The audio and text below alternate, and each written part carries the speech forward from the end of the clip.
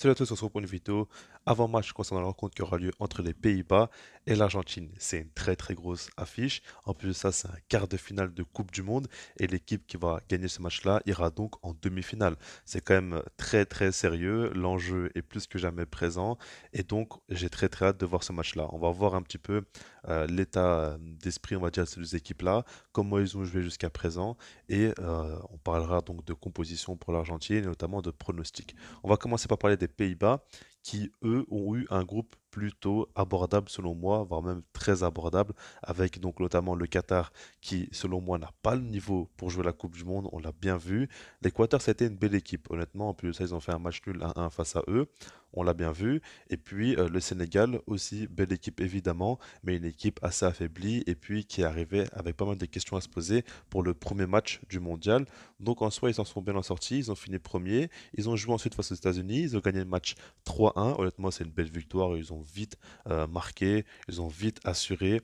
Et puis, on a vu que, comme d'habitude, durant cette compétition, ils sont solides derrière. Pour moi, c'est vraiment leur grande qualité, c'est que défensivement, ils sont solides. On voit que Van Dijk, Timber et Ake, ça marche très très bien. Leur gardien qu'on connaissait pas forcément fait aussi pas mal d'arrêts décisifs parce que par exemple face aux États-Unis, il a fait un arrêt en début de match qui a été très important dans un face-à-face.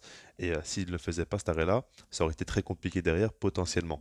Donc ça, il faut le prendre en compte. Le milieu de terrain marche bien, notamment avec Frankie de Jong, qui fait une belle compétition, honnêtement. Il enchaîne les matchs, évidemment, mais surtout, il enchaîne les bonnes performances selon moi. Il a eu un tout début de compétition un peu compliqué. Ce match face au Sénégal n'était pas forcément top. Il avait fait une passe décisive très importante, mais il avait fait quelques petites pertes de balles, etc. Mais il a commencé à monter en puissance et je trouve qu'aujourd'hui, il est vraiment dans une très très bonne forme, très bonne dynamique, très sûr de lui. On le voit tenter des gestes techniques, notamment très proche de sa défense. Il n'a pas peur, il joue son football et il le joue très très bien. Ensuite, au niveau de l'attaque, pour moi, c'est vraiment leur petit point faible. On voit que, ok, Memphis Depay à retrouver le chemin des filets, ça c'est quand même une chose très importante parce que Memphis Depay en sélection, il marque énormément, il s'est remis en confiance. Koji Gakpo, c'est pour moi un super joueur, on le voit lui aussi, il est décisif, il a marqué 3 buts, il fait partie des meilleurs buteurs de cette Coupe du Monde, mais je trouve qu'offensivement, par rapport au reste, c'est quand même leur point faible. On voit qu'ils ont quand même des difficultés quelquefois à se créer des occasions. C'est des profils qui vont pas forcément bien ensemble. Quand tu vois Bergwijn, Depay, Gakpo, il n'y a pas forcément une complémentarité et je les trouve pas forcément dangereux offensivement. Maintenant, par rapport à l'Argentine, eux, le premier point qu'il faut aborder, bon, je fais beaucoup de vidéos débrief, donc je ne vais pas revenir sur tous les matchs qu'ils ont joués, mais en tout cas, le premier point qu'il faut absolument aborder, c'est par rapport à la gestion des émotions. Je le dis constamment, mais c'est ce qu'il faut prendre en compte. Je trouve que cette équipe d'Argentine ne joue pas son football depuis le début du mondial et c'est quand même quelque chose d'assez regrettable. Évidemment, on est beaucoup à être derrière cette équipe-là par rapport à Léo Messi. Il joue sa dernière Coupe du Monde. On a envie qu'il aille au bout. Il a marqué déjà 3 buts. Il a été très très bon jusqu'à présent. On veut qu'il continue. On veut qu'il continue surtout à écrire l'histoire et qu'il aille tout simplement décrocher une Coupe du Monde pour son pays. Ce serait extraordinaire, mais il faut rester objectif. Il faut essayer d'accepter la réalité. Et cette équipe-là montre quand même beaucoup de faiblesses. On voit que défensivement, c'est pas forcément mauvais, mais on sent qu'il y a beaucoup de peur dans cette équipe-là. Ils osent pas à chaque fois se lâcher des débuts de match. On voit souvent des matchs où ils commencent assez mal et puis dès qu'ils marquent un but, ils commencent un petit peu à se lâcher et à jouer leur football, mais ça prend du temps et puis ils sont jamais trop sûrs d'eux. On voit que vraiment ils ont du mal à gérer cette pression, ils en ont énormément, c'est très bien que les Argentins portent beaucoup d'importance pour cette Coupe du Monde, pour tout ce qu'elle peut apporter à Lionel Messi, par rapport à Maradona aussi.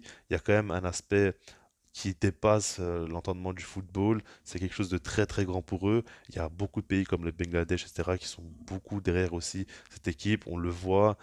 On sait très bien que beaucoup de gens sont derrière Messi. C'est quelque chose de vraiment assez spécial et il faut essayer de le comprendre. Maintenant, la pression, ils n'arrivent pas à la gérer et ça, c'est quand même un très gros problème. On va passer quelque chose qui représente pas non plus jouer une très grosse équipe. Ils ont été assez bien. L'Arabie Saoudite, Mexique, Pologne et puis donc l'Australie, ça n'a pas été des très gros matchs. Et pourtant, ils ont été souvent en difficulté. Et ce qui me dérange le plus, c'est que je trouve que Messi retrouve encore une fois son rôle qu'il avait en 2018 ou en 2014 où il doit porter cette équipe d'Argentine alors qu'on avait vu la Copa América, ils avaient quand même fait beaucoup d'améliorations. On avait vu un milieu de terrain notamment avec Paredes, avec De Paul et avec Lo Celso. Aujourd'hui, Lo Celso n'est pas dans cette Coupe du Monde. On voit que Paredes, lui, est pas bon du tout. Il a beaucoup de difficultés. De Paul a pris du temps à retrouver son niveau. Là, ça va de mieux en mieux, mais c'est pas encore le vrai Rodrigo De Paul. Donc il y a beaucoup de changements. Lautaro Martinez aussi, enfin son match face à l'Australie, c'est horrible, hein. Tout ce qu'il rate normalement, Messi devrait lui offrir au moins un assist, voire même deux. Lautaro Martinez n'est plus du tout dans le truc, tout simplement. Et ça fait que cette équipe d'Argentine repose beaucoup par rapport à Lionel Messi. Et il faut qu'il fasse des miracles. Souvent, ça se passe comme ça. Je trouve que beaucoup de fois, il y a quand même des gros manques d'initiative.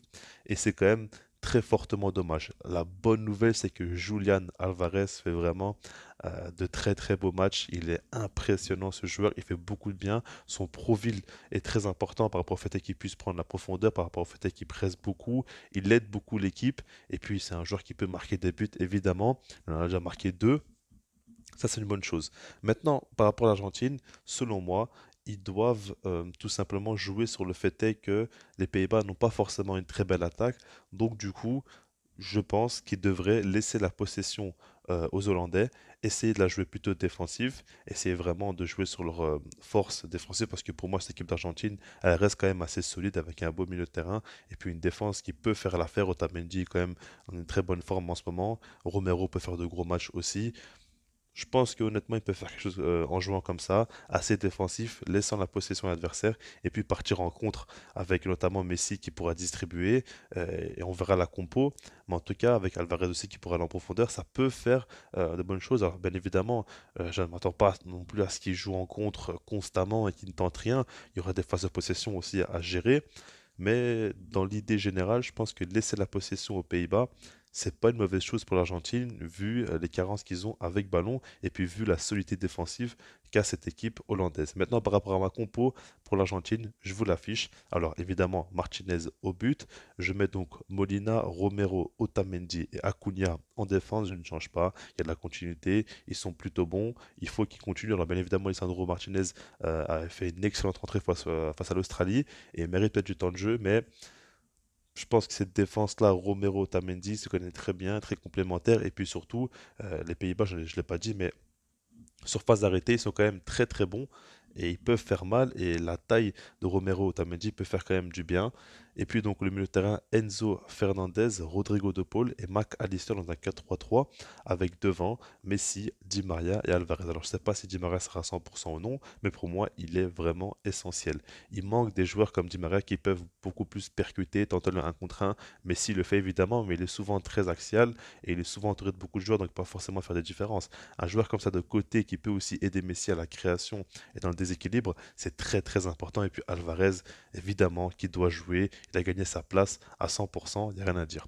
Maintenant, par rapport à un pronostic, je ne vous cache pas que je vois plus les Pays-Bas gagner que l'Argentine. Alors ça me ferait très très mal parce que je veux voir l'Argentine aller au bout, surtout maintenant vu que la Belgique est éliminée. Mais il y a beaucoup trop de carences. On voit que c'est quand même pas assez sérieux. On voit qu'au niveau de la pression, ils ont beaucoup trop de difficultés à passer le cap. Et puis là, ils vont jouer face à une belle équipe solide qui peut vraiment beaucoup les embêter. Et je ne sais pas s'ils vont vraiment assumer le fait de subir le jeu. Pour moi, ils doivent voir le truc comme ça. Maintenant, est-ce qu'ils vont vraiment le faire ou non? J'en doute. Et puis, je me dis clairement que cette équipe-là montre beaucoup de lacunes et je me demande aussi comment ils vont réagir s'ils encaissent le premier but. Parce qu'ils sont tellement faibles mentalement dans cette Coupe du Monde, hein, je ne parle pas en général, de par ce qu'ils montrent, que je me dis si jamais ils encaissent le premier but, comment ils vont réagir en fait. C'est ça qui me fait un petit peu peur. Et puis, quand tu sais que les Pays-Bas sont solides, si jamais ils encaissent le premier but et que les Pays-Bas, je la joue un petit peu plus défensive, ça va être très très compliqué pour eux. À moins qu'évidemment Lionel Messi fasse encore une fois des miracles qui porte encore et toujours son équipe. Là, bien évidemment, qui peut tout faire, tout simplement, le Messi, on le connaît, quoi.